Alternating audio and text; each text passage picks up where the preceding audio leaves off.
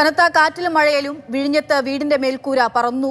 വിഴിഞ്ഞം സ്വദേശി സൈനബ ബീവിയുടെ വീടിന്റെ മേൽക്കൂരയാണ് പറന്നുപോയത്. ഇന്ദുലേഖ രേണു വിവരങ്ങളുമായി ചേരുകയാണ്.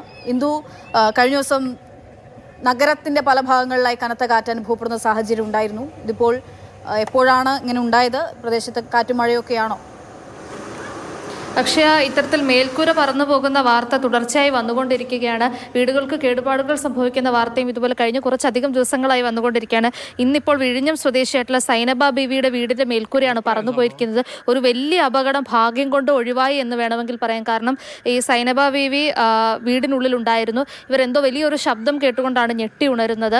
അപ്പോൾ ഉണർന്നു നോക്കുമ്പോൾ വീടിനകം നിറയെ വെള്ളവും അതുപോലെ തന്നെ ശക്തമായ കാറ്റും വീശുന്നുണ്ടായിരുന്നു. എന്തോ അപകടം സംഭവിക്കാൻ പോകുന്നു എന്നൊരു തോന്നലിൽ മാത്രം കുട്ടികളെയും എടുത്ത് പുറത്തേക്ക് ഇറങ്ങിയപ്പോഴാണ് ഇത്തരത്തിൽ വീടിന്റെ മേൽക്കൂര പറന്ന് മാറി വീഴുന്നത് കാണുന്നത്. മാത്രമല്ല വീടിനകത്ത് നിറയെ വെള്ളമായിരുന്നു എന്ന് പറഞ്ഞു. വൈദ്യുതാഘാതം ഏൽക്കുന്നതായി തോന്നിയപ്പോൾ തന്നെ പെട്ടെന്ന് ഫയർഫോഴ്സിനെയും അതുപോലെ തന്നെ മറ്റ് അധികൃതരെയും ഒക്കെ പെട്ടെന്ന് തന്നെ വിളിച്ച് സൈനബ ബീവി വിവരം അറിയിച്ചു.